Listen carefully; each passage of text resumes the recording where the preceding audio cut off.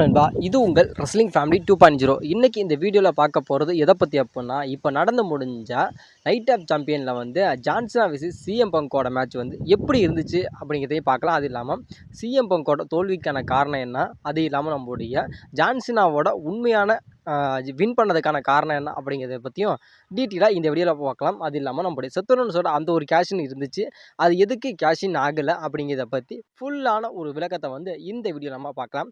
என்னை பொறுத்த வரைக்கும் சிஎம் பங்க் விசஸ் ஜான்சனா மேட்ச்சு என்னை பொறுத்த வரைக்கும் உண்மையிலுமே ஒரு அட்டகாசமான மேட்ச். அதாவது நைட் ஆஃப் சாம்பியன் அந்த பேப்பரிலே எனக்கு பிடிச்ச 2 மேட்ச் எது அப்படின்னு கேட்டால், ஒன்று வந்து சிஎம் பங்க் விசஸ் ஜான்சனாவுக்கு நடந்த அன்டிஸ்பியூட்டட் WWE சாம்பியன்ஷிப் மேட்ச், இன்னொன்று வந்து சோலோ சிக்காவா விசஸ் ஜாக்கப் ஹார்ட்டுக்கு நடந்த அந்த யுனைடெட் ஸ்டேட்ஸ் சாம்பியன்ஷிப் மேட்ச். இந்த 2 மேட்ச் தான் என்னை பொறுத்த வரைக்கும் உண்மையிலுமே ஒரு தரமான ஒரு மேட்சாக இருந்துச்சு. என்னோட ஒரு பெட்டரான ஒரு மேட்ச் அப்படின்னா இது 2 தான் அப்படிங்கிற நான் சொல்லுவேன். இப்போ வந்து நம்ம மெயினான ஒரு விஷயத்துக்கு வருவோம். அதாவது இப்போ வந்து ஜான்சனா விசஸ் சிஎம்முக்கான அந்த ஒரு மேட்ச் நடந்துச்சு. இந்த மேட்ச் உண்மையிலுமே நல்லா தான் இருந்துச்சு. அது இல்லாமல் இந்த மேட்சுக்கான ஸ்டோரி லைன் பேஸ் பார்த்தோம்னா உண்மையிலுமே அட்டகாசமாக இருந்துச்சு. அதாவது நம்மளுடைய இந்த மேட்சை வந்து 100% வந்து இதில் வந்து யார் வின் பண்ணுவோம் அப்படிங்கிறத வந்து ஃபேன்ஸுக்கு தெரிய வைக்கவே கூடாது அப்படிங்கிறதுக்காக நம்மளோட WWE வந்து ஏகப்பட்ட ஒரு விஷயங்களை வந்து பண்ணியிருந்தாங்க. அது இல்லாமல் அதாவது WWE வந்து நம்மளுடைய சிஎம் பங்க் வந்து WWE விட்டு போகிறப்ப வந்து அந்த பைபாம் இருக்குல்ல, அதை வந்து இதனால் அதாவது அந்த விஷயத்தை பண்ணதுனால தான் நம்மளுடைய சிஎம் பங்க் வந்து WWE விட்டே வெளியில் போனார். அதெல்லாம் வந்து திரும்பி நம்மளுடைய WWE வந்து இந்த ஒரு ஸ்டோரியில் வந்து திணிச்சதாக இருக்கட்டும். அதுக்கப்புறம் வந்து இப்போ நம்முடைய ஜான்சனாவோட அந்த ஒரு விஷயத்த, அதாவது நீ வந்து எதுக்கு வந்து WWE இருந்த, WWEலேருந்து என்னென்ன விஷயங்கள் பண்ண, அது இல்லாமல் உன்னோட எக்ஸ் கேர்ள் ஃப்ரெண்டான அதாவது நிக்கி பெல்லாவாக இருக்கட்டும் அப்படிங்கிற மாதிரி பழைய விஷயத்த வந்து நம்முடைய சிஎம் பங்க் வந்து ஜான்சனாவோட விஷயத்த வந்து திரும்பி ரீட்வீட் பண்ணி இது பண்ணதாக இருக்கட்டும். அதாவது 2 பேத்துக்குமே சலிச்சவங்க யாருமே இல்லை அப்படிங்கிற மாதிரி இந்த ஸ்டோரி வந்து அதிகமாக ஒரு பில்ட் பண்ணதாக இருக்கட்டும். உண்மையிலுமே இந்த ஒரு ஸ்டோரியில் எனக்கு ரொம்ப ரொம்ப பிடிச்சிருந்துச்சு. அது இல்லாமல் இந்த மேட்ச் வைஸ் பார்த்தோம்னா உண்மையிலுமே ஒரு அட்டகாசமான ஒரு மேட்ச் தான். இதில் வந்து நம்மளுடைய செத்தரோன்ஸோட அந்த ஒரு என்டர்பிரைஸ் அப்படிங்கிறதுலாம் அது உண்மையிலே நல்லா இருந்துச்சு. அதாவது செத்தரோன்ஸோட அந்த ஒரு கேஷின் அப்படிங்கிற அந்த ஒரு நாடகம் வந்து இதில் வந்து அரங்கேறிருந்துச்சு. அது இல்லாமல் செத்ரோன்ஸ் வந்து கேஷின் பண்ண போகிறப்போ வந்து நம்முடைய டாமாடாங்காவாக இருக்கட்டும், அதாவது சாரி தப்பாக சொல்லிட்டேன், அதாவது நம்மளுடைய பிரான் பிரேக்கராக இருக்கட்டும், அது இல்லாமல் நம்முடைய பிரான்சன் ரீடாக இருக்கட்டும், அவங்களோட அந்த ஒரு ரோல் அப்படிங்கிறது அதில் வந்து அதிகமாக இருந்துச்சு. அதுவும் நம்முடைய சிஎம் பங்க் வந்து இவங்க எல்லாருமே அட்டாக் பண்ணுறப்ப அந்த இடத்துல சேவ் பண்ணுறதுக்கு நம்மளுடைய பென்டாவாக இருக்கட்டும், நம்முடைய சேமிசேனாக இருக்கட்டும், இவங்க வந்ததெல்லாம் உண்மையிலுமே நல்லா இருந்துச்சு. அது இல்லாமல் இதில் ஒரு காமெடியான ஒரு விஷயம், அதாவது இந்த மேட்ச் பார்த்துருக்கு இப்போ எனக்கு வந்து சிரிப்பு வந்த ஒரு விஷயம் என்ன அப்படின்னு கேட்டால், அதில் வந்து நம்மளுடைய செத்ரோன்ஸ் வந்து ரெஃப்ரியை கூப்பிடுவார். அதாவது வாப்பா வாப்பா அப்படிங்கிற மாதிரி கூப்பிட்றப்ப நம்முடைய ரெஃப்ரி வந்து குடு குடு குடு குடுன்னு அங்கேருந்து விடியாடுறப்ப நம்முடைய ஜான்சனை வந்து ஒரு தள்ளுவார் இருப்பார், மனுஷன் பறந்து போயிடுவார். அதே அந்த மனுஷன் தான் ரெசல்மேனியா 24ல் 2026 நடந்த, அதாவது ரெசல்மேனியாவில் அந்த மேட்ச் அப்போ வந்து நம்மளுடைய அதே ரெஃப்ரி வந்து உடியாந்துருப்பார். அந்த ஒரு செக்மெண்ட்டை வந்து இப்போ அதே மாதிரி இப்போ நடக்கிற 2025 நடக்கிற அந்த நைட் ஆஃப் சாம்பியனில் வந்து அந்த இதை வந்து திரும்பி ரீட்வீட் வந்து நம்மளுடைய WWE வந்து பண்ணியிருக்காங்க அப்படிங்கிறது அதில் வந்து ஒரு மிகப்பெரிய ஒரு குறிப்பிட ஒரு விஷயம் தான். ஆனால் இதில் வந்து மேட்ச் வைஸ் பார்த்தோம்னா உண்மையிலுமே ஒரு தரமான ஒரு மேட்சாக தான் இருந்துச்சு. ஆனாலும் மெயினான ஒரு அப்டேட் சொல்லணும் அப்படின்னு கேட்டால், அதாவது நம்மளுடைய ஜான்சனா வந்து அவரோட சாம்பியனை வந்து அவரே ரீடைன் பண்ணி எடுத்துகிட்டு போகிறதுக்கான உண்மையான காரணம் என்ன அப்படின்னு கேட்டால், அதாவது WWEயோட ஒரு ஓன் பிளான் என்ன ஆகுது, அதாவது நீங்கள் வேணால் எழுதி வேணால் வச்சுக்கோங்க. அதாவது இப்போ வந்து நைட் ஆஃப் சாம்பியன் நடந்து முடிஞ்சிருச்சு. இதுக்கப்புறம் நடக்க போகிற எந்த விதமான பேப்பரியோ இருந்தாலும் அதில் வந்து மெயின் அட்வர்டைஸ்மெண்ட்டாக யார் இருப்பா அப்படின்னு கேட்டால் 100% உங்களோட ஜான்சனா மட்டும்தான் இருப்பார். அதில் வேறு யாருமே இருக்க மாட்டாங்க. ஏன்னா இந்த வருஷம் வந்து முழுக்க முழுக்க ஜான்சனாவுக்கு மட்டுமே தான் அப்படிங்கிற மாதிரி நம்மளுடைய WWE வந்து ஜான்சனாக்காகவே ஒதுக்கிட்டாங்க. அதனால் இதில் வந்து யார் வந்து ஜான்சனா கூட மோதுறாங்களோ அவங்க எல்லாருமே அவங்களோட சாம்பியனை வந்து வின் பண்ணிட்டு போவாங்க அப்படிங்கிற மாதிரி நினைக்காதீங்க. ஜான்சனா தான் 100% வந்து அவரோட சாம்பியன்ஷிப்பை வந்து அவரே தான் ரீடைன் பண்ணி எடுத்துகிட்டு போவார் அப்படிங்கிறதான் இதில் வந்து மிகப்பெரிய உண்மையான ஒரு கருத்து. யார் மோதினாலும் சரி, இப்போ நீங்கள் சொல்லலாம் சிஎம் பங்க் வந்து தோத்துட்டாரு அப்படிங்கிறக்காக நீ வேறு எல்லாத்தையுமே சொல்லாத அப்படின்னு சொல்லலாம். நீங்கள் நினச்சிக்கிறது தப்பு ப்ரோ. ஆனாலும் நான் சொல்லுவேன், ஆனால் இப்போ வந்து நம்மளுடைய ஜான்சனாக்கான ரோமன்டைன்ஸாக இருக்கட்டும், இப்போ நீங்கள் ட்ரூவாக இருக்கட்டும், இல்லை அதுக்கப்புறம் நம்மளுடைய செத்ரோன்ஸாக இருக்கட்டும், ஏகப்பட்ட பேர் வந்து இவர் கூட மோதினாலும் சரி WWE வந்து நம்மளுடைய யார் மோதுறாங்களோ அவங்களுக்கு எல்லாத்துக்குமே நம்மளுடைய ஜான்சன் கிட்ட ஒரு மிகப்பெரிய ஒரு பலியாடாக தான் ஆக்குவாங்களே தவிர அவரை மோதுற அந்த ரெஸ்லரை வந்து சாம்பியன் ஆக்க மாட்டாங்க. அப்போ எப்போ தான் சாம்பியன் ஆவாங்க அப்படின்னு கேட்டால், அதாவது இந்த வருஷம் முடிஞ்சதுக்கு அப்புறம் வேணால் நம்மளுடைய ஜான்சனா கூட யார் மோதுறாங்களோ, ஃபைனல் ரனில் யார் மோதுறாங்களோ அவங்க வேணால் நியூ சாம்பியன் ஆகலாம். ஆனதுக்கப்புறம் நம்மளுடைய ரிட்டைர்மெண்ட் அந்த ஒரு ஜான்சனாவோட அந்த ஒரு ரிட்டைர்மெண்ட் டூர் வந்து முடிஞ்சிருமா, நிறைவு பெற்றதுக்கப்புறம் நம்மளுடைய WWE வந்து சரிப்பா நீ மகராசனா நீ போயிட்டு வா அப்படிங்கிற மாதிரி ஆனால் ஜான்சனா வழி அனுப்பிச்சி விட்டுட்டு நீ சரிப்பா இதுக்கப்புறம் நீ தான் டபிள்யூட மிகப்பெரிய ஒரு ஆள் அப்படிங்கிற மாதிரி நம்மளோட ஜான்சனை வந்து வின் பண்ணவரோட கையை தூக்கி காட்டிட்டு அவர் பாட்டுக்கு போயிடுவார். இதுதான் உண்மையான விஷயம். ஆனாலும் இப்போ எக்ஸாம்பிள் சொல்லணும் அப்படின்னா இப்போ வந்து நான் சம்மர் ஸ்லாமில் வந்து நம்மளுடைய கோடி ரோட்ஸுக்கும் ஜான்சனுக்கும் மேட்ச் நடக்க போதில்ல இதில் வந்து நீங்கள் சொல்லலாம் ஆஹா ஆஹா ஓஹோ அப்படின்னு. ஆனாலும் அங்கே வேலையே இல்லை தலைவா.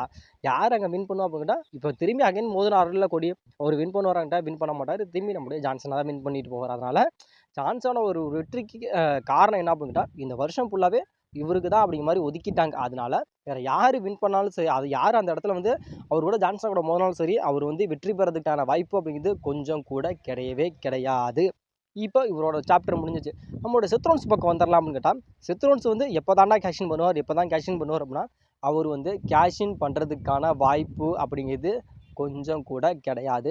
இதில் ஒரே ஒரு விஷயத்த சொல்லணும் அப்படின்னு கேட்டால் நம்மளுடைய செத்ரோன்ஸோட அந்த ஒரு கேஷ் வந்து எங்கே இருக்கும் அப்படின்னு கேட்டால் அநேகமாக நம்மளுடைய ஜான்சன் வச்சிருக்க அந்த அன்டிஸ்பியூட்டட் டபிள்யூடபிள்யூ சாம்பியன்ஷிப் மேலே தான் இருக்குமே தவிர வேர்ல்டு டைட்டில் மேலே இருக்காது அப்படிங்கிற மாதிரி தான் ஒரு மிகப்பெரிய ஒரு உண்மை. ஆனாலும் நம்மளுடைய செத்ரோன்ஸ் வந்து அவரோட சாம்பியனை வந்து அவரோட மணி இந்த பேங்கை வந்து கேஷின் பண்ணிடுவார் அப்படிங்கிற மாதிரி ஒரு கட்டாயம் அதாவது ஒரு கிரிட்டிக்கலான ஒரு சுச்சுவேஷன் அதாவது இந்த இயர்க்குள்ளேயே வந்து அவரோட மணி இந்த பேங்கை வந்து கேஷின் பண்ணியே தீரும் அப்படின்னு கேட்டால் நம்மளோட வேர்ல்டு டைட்டில் இருக்குல்ல அதாவது இன்னொரு வேர்ல்டு டைட்டிலுக்கு அன்டிஸ்பியூட்டட் டைட்டில் இல்லாமல் நம்முடைய கும்தர் வச்சிருக்கால அந்த வேர்ல்டு ஹெவி டைட்டில் அது பக்கம் வேணால் நம்முடைய டபிள்யூடபிள்யூ வந்து கேஷின் பண்ணுற மாதிரி ஒரு ஐடியாவை பில்டப் பண்ணலாம். அதாவது ஜான்சனா பக்கம் வராமல் இந்த பக்கம் தான் கேஷின் பண்ணணும். இது வந்து இப்போ வந்து 2025 முழுசாக இருக்கிற டிசம்பர் மந்த் வரைக்கும் இருக்குது. இது இல்லாமல் நம்முடைய ஜான்சனா வந்து ரெஸ்ல்மனியா வரைக்கும் சாம்பியனாக வச்சிருக்கலாம் அப்படின்னு டபிள்யூடபிள்யூ முடிவு எடுத்துட்டால் டபிள்யூடபிள்யூ வந்து அந்த ஸ்டோரி அப்படியே மாற்றி வேர்ல்டு டைட்டில் பக்கம் அந்த ஒரு கேஷனை கொண்டுட்டு போயிடலாம் அப்படிங்கிற மாதிரி ஒரு ஐடியா இருக்கே தவிர இப்போ இருக்கிற வரைக்கும் நம்முடைய ஜான்சனா கிட்ட நம்முடைய செத்ரோன்ஸ் வந்து கேஷின் பண்ணவே முடியாது. இது வந்து உண்மை. இதுதான் அப்கோர்ஸ் நடக்கவும் போகுது. இது ஒரு பக்கம். இன்னொரு பக்கம் வந்து உங்களுக்கு கரெக்டாக விளக்கணும் அப்படின்னா நம்முடைய சிஎம் பங்க் வந்து எப்பேற்பட்ட ஒரு ரெஸ்லர் அப்படிங்கிறது உங்களுக்கு எல்லாத்துக்கும் தெரியும். அது இல்லாமல் 10 வருஷம் கழித்து ஃபஸ்ட் டைமாக குறித்து வச்சுக்கோங்க. ஃபஸ்ட் டைமாக வந்து நம்முடைய சிஎம் பங்க் வந்து சாம்பியன்ஷிப்புக்காக மோதுறாரு. அதுவும் சவுதி அரேபியாவில் அவரோட வாழ்க்கையிலேயே டபிள்யூடபிள்யூ ஹிஸ்ட்ரியிலேயே அவரோட வாழ்க்கையிலேயே சவுதி அரேபியாவில் போய் மேட்ச் பண்ணதே கிடையாது. அது ஒன்று. ஆனாலும் பண்ணுறாரு. அது பண்ணுறது வந்து அவரோட ரெஸ்லிங் கரியர்லேயே 10 வருஷம் கழித்து சாம்பியன்ஷிப்புக்காக மோதுறாரு. ஆனாலும் அதில் வந்து எதுக்காக நான் தோல்வி விட்டுட்டார் அப்படின்னாலும் அதுக்கான ரீசன் வந்து டபிள்யூடபிள்யூ கிடையாது. இல்லாமல் அவர் வந்து எப்பேற்பட்ட ஒரு ரெஸ்லராக இருந்தார் அப்படிங்கிறது உங்களுக்கு அப்கோர்ஸ் எல்லாத்துக்குமே தெரியும். அது இல்லாமல் அவர் வந்து இந்த ஒரு ஸ்டோரிக்காக அவர் வந்து எவ்வளோ ஹார்ட் ஒர்க் பண்ணார் அப்படிங்கிறது உங்கள் எல்லாத்துக்குமே தெரியும். ஆனாலும் இது அப்படி எல்லாமே பண்ணியும் நம்மளுடைய சிஎம் பங்க் வந்து எதுக்கடா தோற்று போயிட்டார் அப்படின்னாலும் அதுக்கான ரீசன் என்னன்னா முழுக்க ஜான்சனாவுக்கு தான் அப்படிங்கிற மாதிரி இந்த ஒரு வருஷத்தை முத்திரை குத்தி வச்சுட்டாங்க. ஜான்சனா கூட பத்திரத்தில் கையெழுத்து போட்டு இந்த ஜான்சனா இந்த வருஷம் ஃபுல்லாக நீ தான் உன்னோட என்ஜாய்மெண்ட் தான் நீ எல்லாமே என்ஜாய் பண்ணிக்கோ அப்படிங்கிற மாதிரி டபிள்யூடபிள்யூ வந்து ஜான்சனாண்ட கொடுத்தனால தான் வேறு எந்த ரெஸ்லர் வந்து நம்முடைய ஜான்சனா கூட மோதினாலும் அவங்களோட நிலைமை என்ன அப்படின்னா அதாவது ஆட்டுக்காரன் வந்து ஆட்டை வளர்த்து எப்படி ஆட்டை அறுக்கிறவங்ககிட்ட எப்படி ஒப்படைப்பானோ அதே மாதிரியே நீ வந்து உனக்கு வந்து நான் சாம்பியன்ஷிப்புக்கான ஆப்பர்ச்சுனிட்டிலாம் தரேன்டா அப்படிங்கிற மாதிரி டபிள்யூடபிள்யூவில் இருக்கிற ரெஸ்லருக்கு வந்து ஒரு மிகப்பெரிய ஒரு ஆசையை காட்டி மிகப்பெரிய ஒரு பலியாட ஆக்குறாங்களா அது மாதிரி தான் நம்மளுடைய டபிள்யூடபிள்யூ வந்து இப்போ வந்து எல்லாத்தையும் பண்ணிக்கிட்டு இருக்காங்க. அதனால் யார் வந்து நம்மளுடைய ஜான்சனோட மோதினாலும் சரி அவங்களுக்கு வந்து தோல்வி அப்படிங்கிறது நிரந்தரம் அப்படிங்கிறது தான் இதுலேருந்து உண்மை. அதாவது இப்போ நைட் ஆஃப் சாம்பியன் நடந்து முடிஞ்சிருச்சு, வெற்றிகரமாக நடந்து முடிஞ்சிருச்சு. ஆனாலும் ஜான்சனாவுக்கான வெற்றிக்கான காரணம் என்ன அப்படிங்கிறதையும் நான் சொல்லிவிட்டு அது இல்லாமல் செத்ரோன்ஸோட அந்த ஒரு கேஷ் வந்து இந்த இடத்துல மேபி எதுக்கு நடக்கலை அது அவர் எப்போ கேஷின் பண்ணுவார் அப்படிங்கிறதுக்கான ஒரு விளக்கத்தையும் நான் சொல்லிட்டேன். அது இல்லாமல் சிஎம் பங்கோட தோல்விக்கான உண்மையான காரணம் என்ன அப்படிங்கிறது அதையும் சொல்லிட்டேன். அதாவது இதில் வந்து 3 பேர்த்தோட ஒரு பாயிண்ட் ஆஃப் வியூவில் இருந்து என்னென்ன விஷயங்கள் வந்து இவங்களுக்கு பாசிபிலிட்டியாக இருக்குது, வீக்னஸாக என்ன இருக்குது அப்படிங்கிறத உங்களுக்கு வந்து நான் தெளிவாக எக்ஸ்பிளைன் பண்ணிட்டேன். இது இல்லாமல் வேறு ஏதாவது பற்றி அப்டேட் வேணும் அப்படின்னா மறக்காமல் சொல்லுங்கள். அது இல்லாமல் இந்த வீடியோவில் வந்து உங்களுக்கு ஏதேனும் கேள்விகள் கமெண்ட் பண்ணணும்னு தோணுச்சு அப்படின்னா கமெண்ட் செக்ஷனில் மறக்காமல் கமெண்ட் பண்ணுங்கள். இதுக்கான ஒரு விளக்கத்தை வந்து நான் கண்டிப்பாக நான் பண்ணுவேன். நீங்கள் ஒரு கமெண்டாக இருந்தாலும் சரி அதுக்கான ரெஸ்பான்சிபிளாக நான் பண்ணுவேன் நண்பா. வீடியோ பிடிச்சிருந்துச்சுன்னா வீடியோக்கு லைக் பண்ணுங்கள். ஆனாலும் யாருமே வீடியோ பார்க்குறீங்க ஆனாலும் யாருமே லைக்கே போட மாட்டேங்கிறீங்க. தயவுசெய்து லைக் போட்டு பாருங்கள். அது போட்டால் மட்டும்தான் எனக்கு வந்து அடுத்த வீடியோ போடுறதுக்கு வந்து எனக்கு வந்து மோட்டிவேஷனாக இருக்குதுன்பா. போகிற போக்கில் வந்து ஒரு வீடியோவுக்கு வந்து ஒரு லைக் தானே சும்மா தட்டி விடுங்க, ஒன்றும் குறைஞ்சி போயிடாது சரிங்களா. வீடியோக்கு லைக் எதுவும் போட்டால் இதுவும் உங்கள் சொத்து பத்தில் எதுவும் குறைஞ்சி போயிடும்னு எதுவும் நினைக்கிறீங்களா என்னன்னு எனக்கு தெரியல. சரியா சும்மா ஒரு காமெடிக்காக சொன்னேன். வீடியோ பார்க்குறீங்களா? கொஞ்சம் லைக் பண்ணுங்க. அப்பதான் எனக்கு வந்து அடுத்த வீடியோ பண்றதுக்கு கொஞ்சம் மோட்டிவேஷனா இருக்கு நண்பா. இது வந்து உங்களுக்கு நான் ஒரு ரெக்வெஸ்ட்டா நான் கேட்குறேன். சரிங்களா? ஒரு வீடியோ பார்க்குறீங்க கொஞ்சம் லைக் பண்ணுங்க நண்பா.